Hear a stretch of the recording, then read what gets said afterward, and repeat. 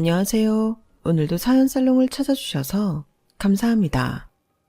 강서구에 살고 있는 30대 여성이에요. 대개 10월 뒤에 빌런하면 염치 없고 몰상식한 시어머니를 떠올리잖아요. 저도 남편과 결혼하기 전까지는 그렇게 생각했어요. 그런데 막상 이 집에 시집와 살아보니 못된 시아버지 시집살이가 시어머니 시집살이 뺨치게 매섭더라고요. 꿈에 나올까 두려울 정도로 말이죠. 모르긴 해도 저희 시아버지 같은 캐릭터는 흔치 않을 거예요. 똥꼬집에 자뻑도 심하고 얼마나 이기적인지 몰라요. 거기다 말도 엄청 많아서 아버님이랑 대화를 나누게 되면 아주 귀에서 피가 철철 흐를 정도예요. 저는 말수가 적은 아버지 밑에서 자라 그런지 말이 많은 시아버지를 상대하는 게 정말 힘들었어요.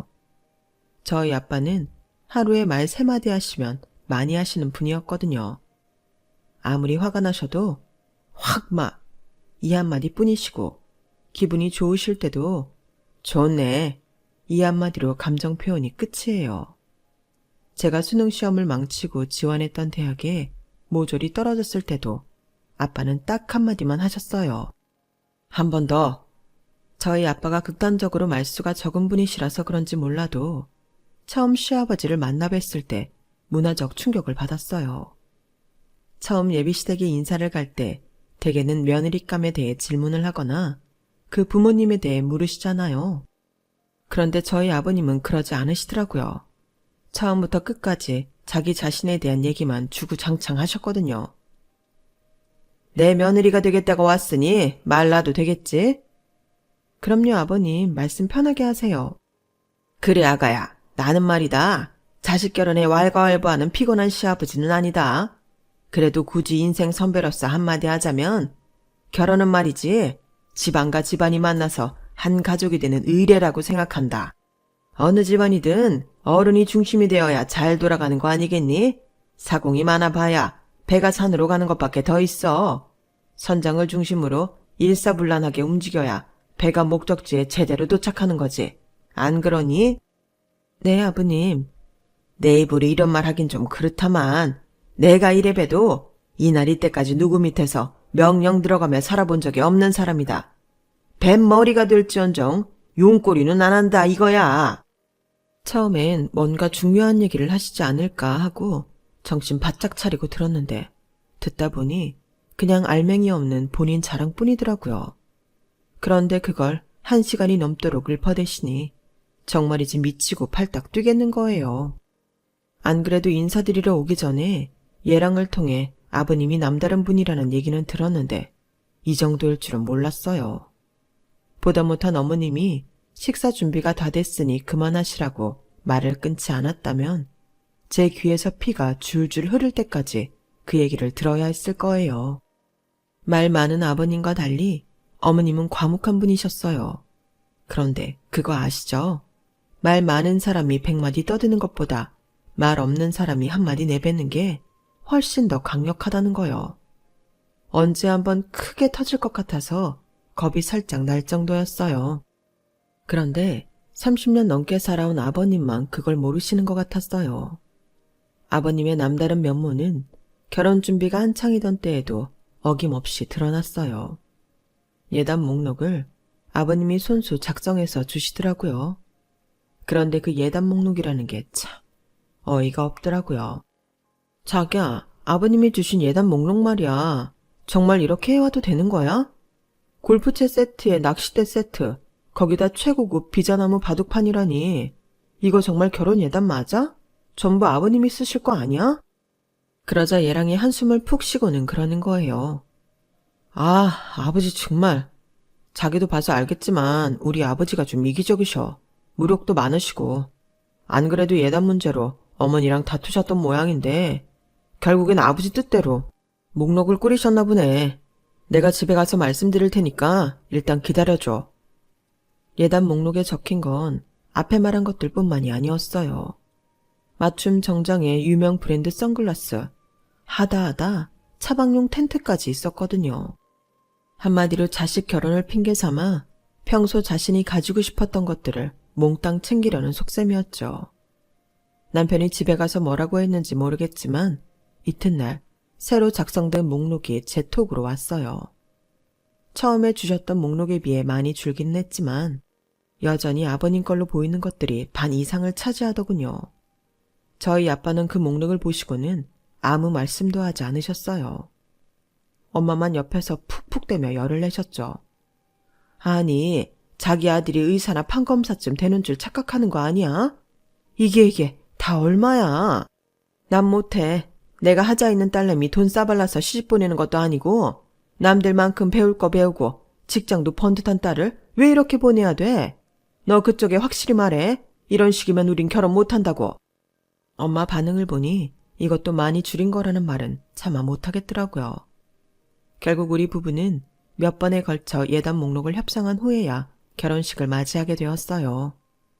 그런데 산 넘어 산이라고 결혼식만 치르면 다 끝날 줄 알았던 문제들이 신혼여행을 다녀온 그날부터 빵빵 터지기 시작한 거예요.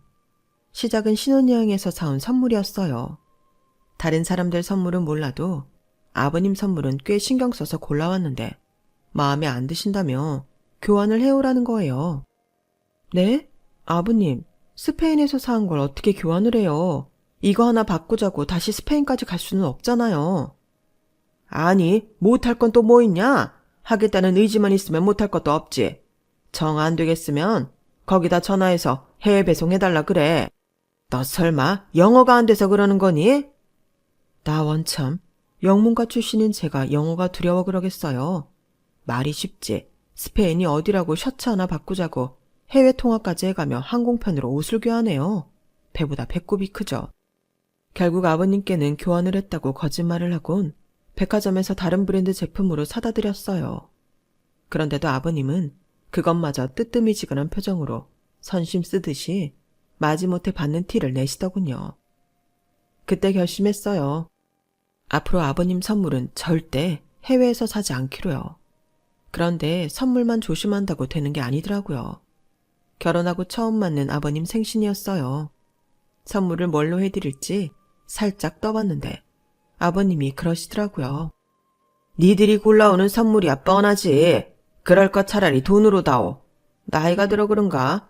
요즘엔 옷이니 신발이니 하는 것보다는 현금이 최고더라.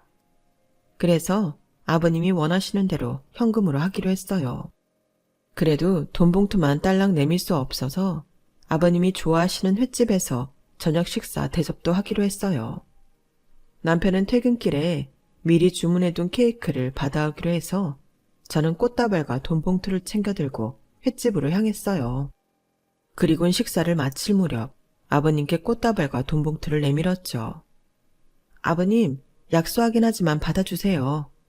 그랬더니 아버님이 한바구음을 지으시며 돈 봉투를 받아 슬쩍 열어보시더라고요. 그런데 액수가 마음에 안 드셨는지 표정이 썩 좋지 않은 거예요. 그래도 딱히 다른 말씀이 없으시길래 무사히 넘어가나 생각했죠.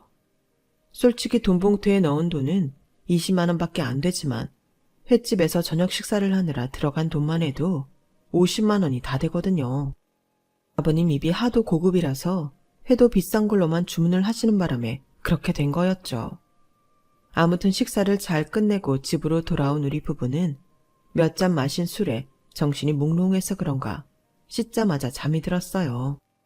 그런데 잠결에 휴대폰 소리가 요란하게 울리지 뭐예요. 눈을 떠보니 새벽 3시가 막 넘었더라고요. 이 시간에 전화 올 곳도 없는데 누군가 싶어 핸드폰 액정을 살폈더니 글쎄 아버님이시더라고요.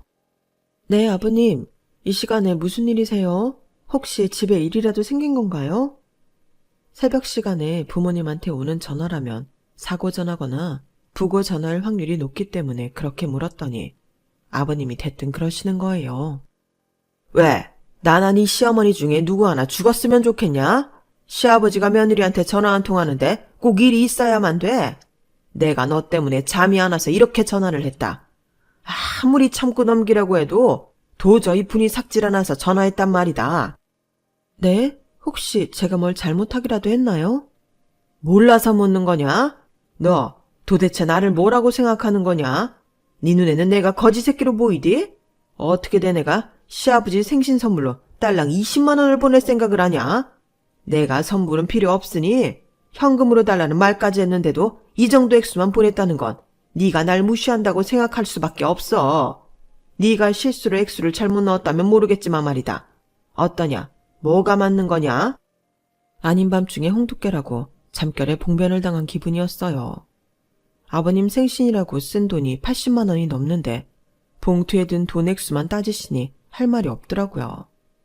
사실 처음 돈 봉투에 담았던 금액은 40만 원이었어요. 남편이 20, 제가 20만 원을 각각 부담했었죠. 그런데 아버님이 횟집에서 제일 비싼 것들만 쏙쏙 골라 주문을 하시는 바람에 예상 금액이 오버돼서 할 수 없이 절반을 뺀 거였어요. 주문을 하기 전에 아버님께도 말씀을 드렸는데 이렇게 액수에 연연하실 거라면 횟집에서 그렇게 시키지는 마셨어야죠.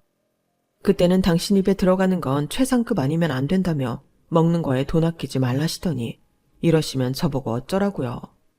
진짜 억울하고 짜증이 나서 눈물이 날 지경이었어요. 속에서는 부글부글 끓었지만 그깟 돈 몇 푼에 결혼생활 내내 시달리느니 차라리 얼마 더 주고 끝내자 싶어서 실수였다고 말씀드렸어요.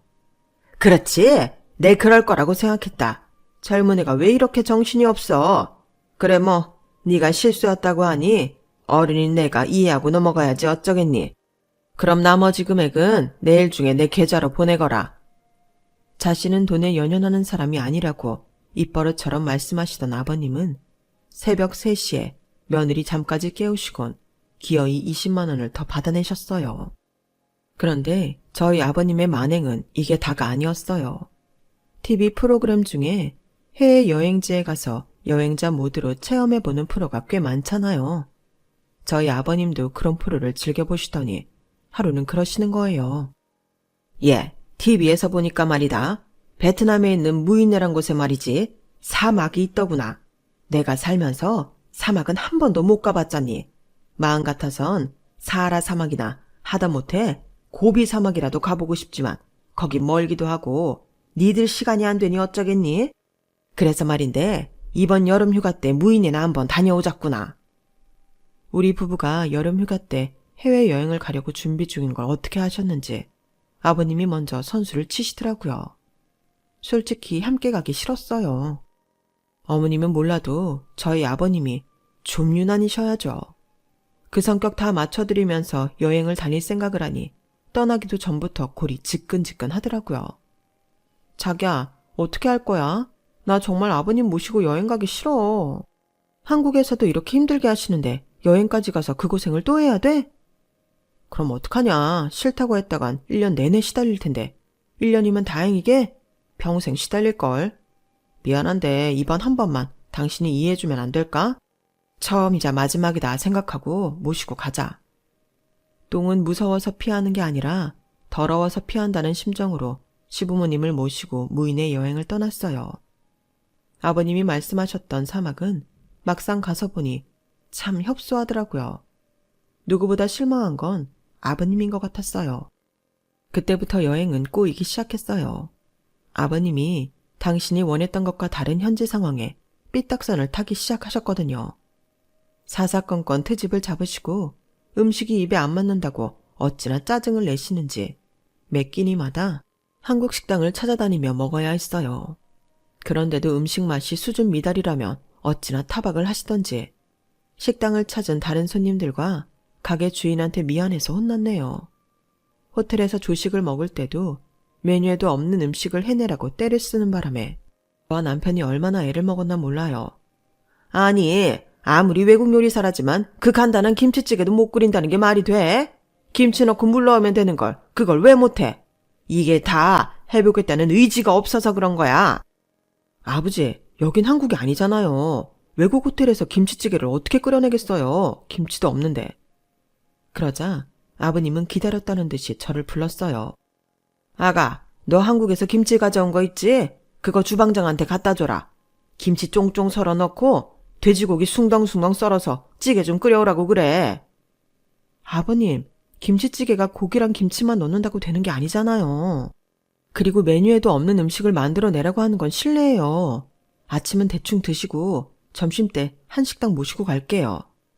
얘가 지금 무슨 소리를 하는 거야? 아침을 대충 먹어? 내가 왜?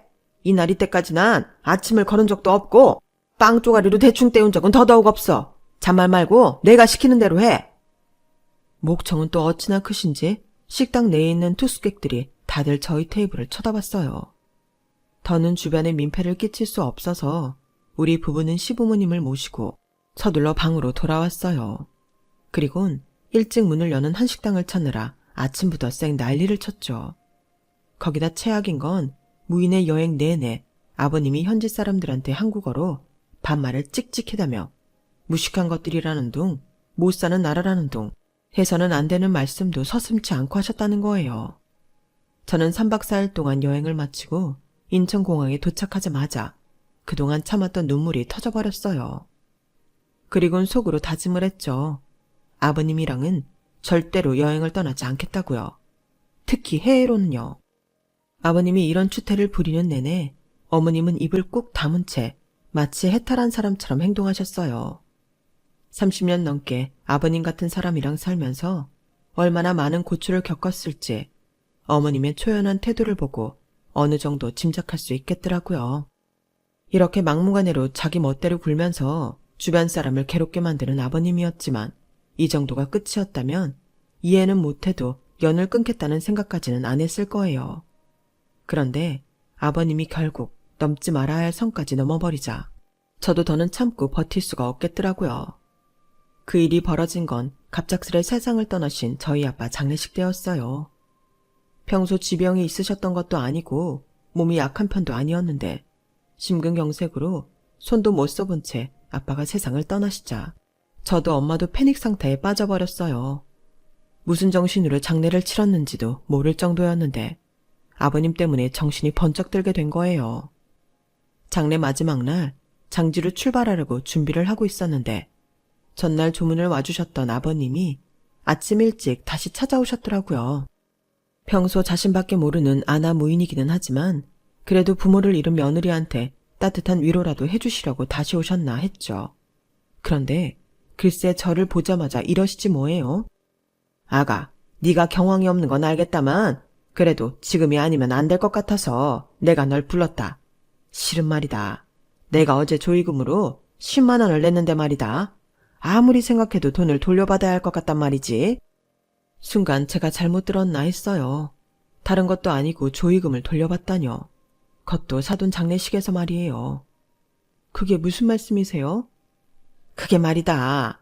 이걸 말을 해야 하나 말아야 하나 한참 고민했다만 어차피 나중에라도 알게 될 거 솔직하게 말하는 게 좋겠다 싶어 말하는 거다. 여기 장례식장 음식이 말이야. 영 입에 안 맞지 뭐냐. 먹을 때부터 찜찜하다 생각을 했는데 그래서 그런가 집에 돌아가서도 속이 더부룩한 게 영 소화가 안 되더란 말이지. 너도 알다시피 내 입이 좀 고급이니? 그래도 사돈 장례식인데 참고 넘어갈까 생각했다만 밤새도록 생각해봐도 도저히 그냥 넘어갈 수는 없겠더라고.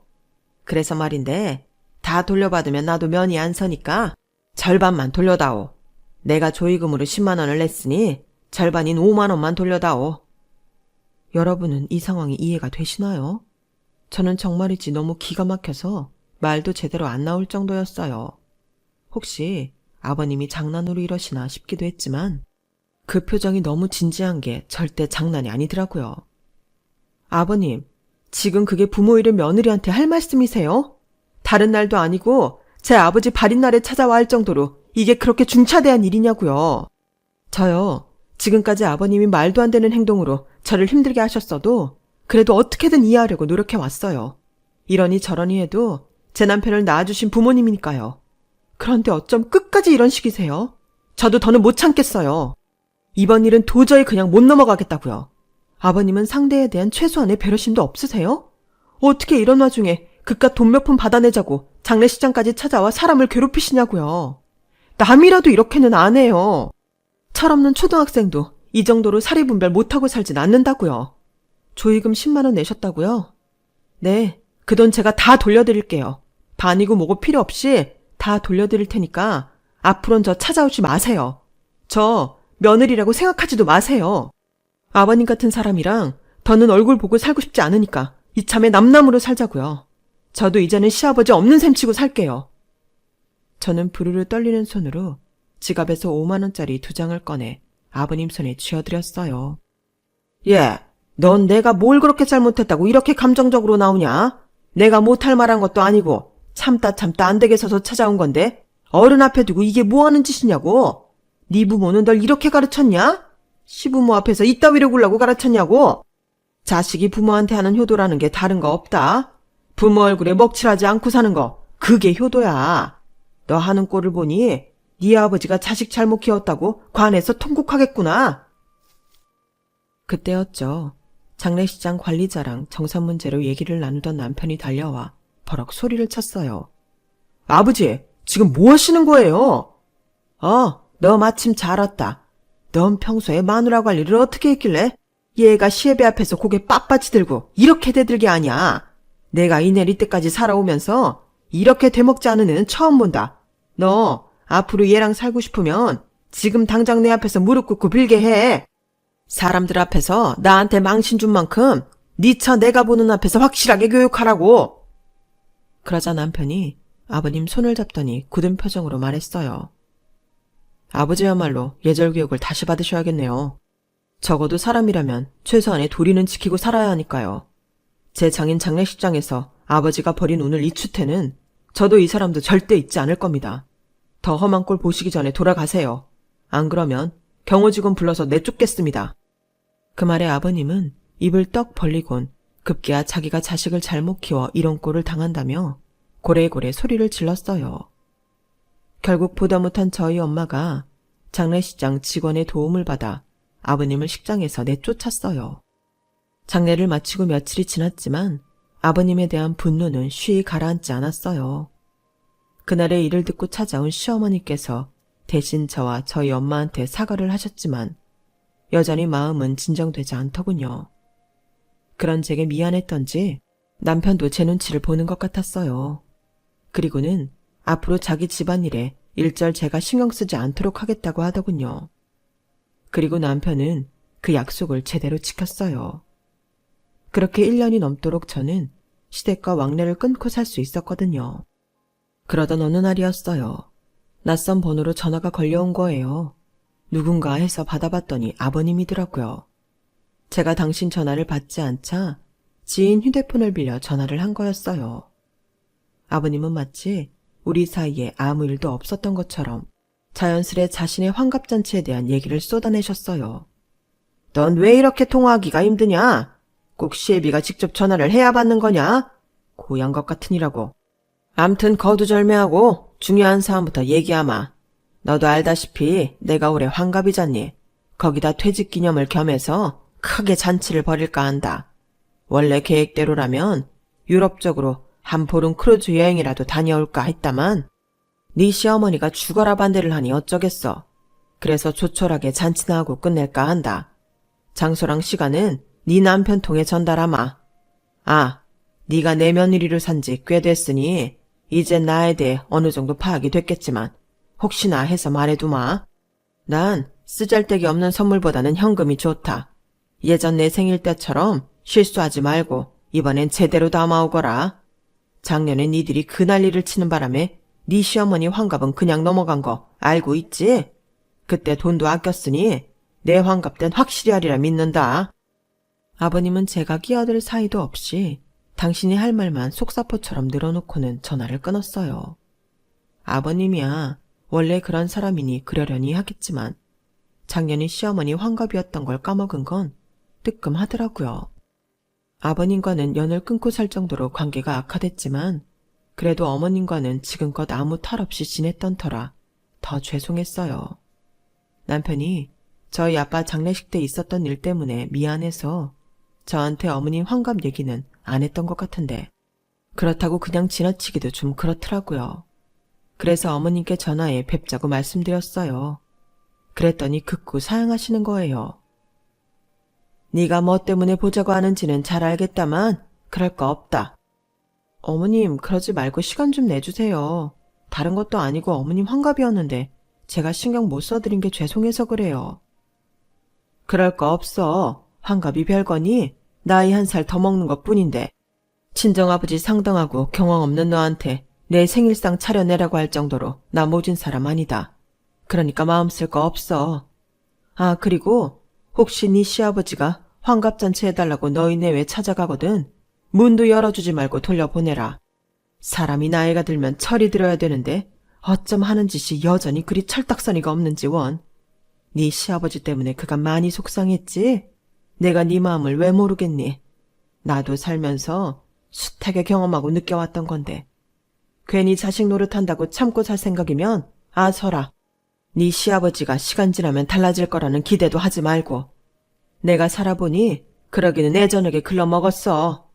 그리고 이건 내 부탁인데 앞으로 니들 사는데 일절 참견 안 할 테니 이번 네 시아버지 환갑잔치에는 꼭 와줬으면 좋겠구나. 선물 같은 건 준비할 필요 없어. 그저 몸만 와다오. 내 이렇게 부탁 좀 하마. 아버님은 몰라도 시어머니만큼은 제 마음을 헤아려 주시는 것 같더니 결국 시자 들어가는 사람들은 어쩔 수 없나 봐요. 어머님마저도 기어이 저를 아버님 환갑잔치에 부르시니 말이에요. 남편은 신경 쓰지 말고 그날 집에서 쉬고 있으라고 했지만 어머님이 간곡하게 부탁하신 거라서 모른 척하기 그렇더라고요. 그래서 안 떨어지는 발을 끌고 아버님 환갑잔치가 열리는 곳에 갔어요. 가보니 규모가 어마어마한 게 아버님의 허세를 그대로 닮았더라고요. 아버님은 한복을 쫙 빼입고 테이블 사이를 돌며 사람들과 인사를 하고 있었어요. 아주 신이 나서 입끝이 귀에 걸려 있더라고요. 반면에 어머님은 조용히 자리에 앉아 결의에 가득 찬 사람처럼 때를 기다리고 있었어요. 그 모습을 뵈니 오늘 이 자리에서 뭔가 일이 벌어지겠다 싶더군요. 본격적으로 환갑년이 시작되고 흥에 취한 아버님이 진행자 손에 들려있던 마이크를 뺏어들고 일장 연설을 시작했어요. 다들 바쁘실 텐데 내 환갑년에 와주셔서 고맙습니다. 이날 이때까지 살면서 참 우여곡절이 많았어요. 돌이켜보니 그 고비마다 내 곁을 지켜준 사람이 딱 한 사람, 내 아내더라고요. 오늘 이 환갑년도 내 아내가 손수 준비해준 겁니다. 다들 내 아내한테 박수 한번 주시죠. 아버님은 뭐가 그리 신이 나셨는지 사람들 앞에서 어머님을 소개하며 평소 안 하던 행동을 하셨어요. 여보, 당신도 한마디 하구려. 이런 기회 흔치 않으니까 사양 말고. 그러자 어머님은 기다렸다는 듯 마이크를 건네받으시곤 회심의 미소를 지으며 말씀을 시작하셨어요. 제가 오늘 이렇게 성대한 자리를 마련한 건 제 남편 장수기 씨 환갑을 축하하기 위함이 아닙니다. 오늘은 이 사람 61번째 생일이기도 하지만 저한테는 지난 35년간 지옥 같은 결혼 생활을 청산하는 뜻깊은 날이기도 하니까요. 어머님의 말씀에 장내는 찬물을 끼얹은 듯 조용해졌어요. 저희 부부를 비롯해 많은 사람들 얼굴에는 당혹감이 차올랐죠. 특히 아버님은 더더욱 그랬어요. 아니, 이 여자가 무슨 소리를 하는 거야? 결혼 생활을 청산하다니. 당신 뭐 잘못 먹었어? 그러자 어머님은 눈에 힘을 잔뜩 주고서는 아버님한테 말했어요. 잘못 먹어? 내가? 난 오늘 이 자리에서 물 한 모금도 안 마셨어. 지긋지긋하고 구역질나는 당신 같은 인간 옆에선 산의 진미도 음식물 쓰레기처럼 느껴지거든. 환갑잔치? 그런 건 인생을 잘 산 사람들이나 하는 거지. 당신처럼 개차반 같은 인간을 위해 하는 게 아니야. 지 주둥이에 들어가는 것만 생각하고 남의 아픔은 안중에도 없는 인간이 뭘 잘했다고 환갑년을 열어. 당장 천벌받아 되져도 시원찮을 인간이. 여기에 와 있는 사람들 중에 진심으로 당신 환갑을 축하하는 사람이 몇이나 있을 것 같아. 모르긴 해도 속으론 저런 인간 귀신 안 잡아가고 뭐하나 한탄할걸. 그동안 살면서 당신이 벌어다주는 월급 받아 생활할 때마다 더럽고 치사했지만 오늘까지 꾹 참고 살았던 건 네 놈이 가장 볼품 없어졌을 때 버리려고 때를 기다렸기 때문이야. 이젠 직장에서도 내쳐지고 오라는 것도 없는 네 놈 꼴을 보니 얼마나 다행스럽던지. TV에서 보니 일본 여자들은 남편이 퇴직하는 날을 손꼽아 기다린다더라. 연금 나눠받고 이혼하려고. 그걸 보고 저거다 싶었지. 변호사 사무실에 가서 물어봤더니 이혼을 해도 앞으로 나올 니놈 연금 절반은 내가 받을 수 있다고 하더라. 그깟 연금 받아봐야 그동안 너 같은 놈이랑 살아온 내 인생이 보상되지는 않겠지만 어쩌겠어. 그래도 돈 욕심 많은 이놈한테 제대로 엿먹이기엔 안성맞춤이다 싶어서 이참에 이혼하려고 그런다. 그러니까 오늘 이 자리는 이놈 환갑년을 축하하는 자리가 아니라 니놈한테서 해방되는 나를 위한 축하연이다 이 말이야. 자, 이거나 받아. 어머님은 아버님 손에 두툼한 봉투를 건넸어요. 봉투를 열어본 아버님은 얼굴이 사색이 되고 말았죠. 거기에는 이혼 서류와 더불어 어머님이 요구하는 재산분할 목록이 빽빽하게 적혀 있었거든요. 이 여편 내가 미쳤나? 내가 이걸 왜 줘? 내가 뼈 빠지게 번 걸. 왜 집구석에서 놀고 먹어 너한테 주냐고. 난 못 줘. 10원 한 푼 못 주니까 이혼을 하려고도 맨몸으로 나가. 아버님은 입에 거품을 물고 꾀꾀거리셨지만 내심 알고 있었을 거예요. 어머님이 이혼 소송을 하는 순간 영락없이 어머님 요구대로 뺏기게 될 거란 사실을요. 결국 그날 아버님은 뒷목을 잡고 쓰러지셨고 구급차에 실려가는 걸로 환갑년은 끝이 났어요. 나를 가장 필요로 할 때 손을 놓겠다는 생각으로 아버님과의 결혼 생활을 이어오신 어머님은 이렇게 제대로 한 방 날리시곤 이혼을 하셨어요. 가기 싫은 아버님 환갑년에 굳이 저를 부르신 어머님 덕분에 저는 본의 아니게 대리 복수를 할 수 있었어요. 그 점에 대해서는 어머님께 감사드릴 뿐이죠. 집도 땅도 심지어 매달 나오는 연금까지도 반띵을 하게 된 아버님은 화병으로 자리에 누우셨지만 아버님 곁에는 그 누구도 남지 않았어요. 아내도 자식도 심지어 형제들까지도요. 베푼 거 없이 남한테 뺏고만 살았으니 당연한 결과죠. 이래서 사람은 베풀면서 살아야 한다고 하나 봐요. 이참에 아버님도 당신이 얼마나 인생을 잘못 살았는지 깨닫기를 바랄 뿐입니다.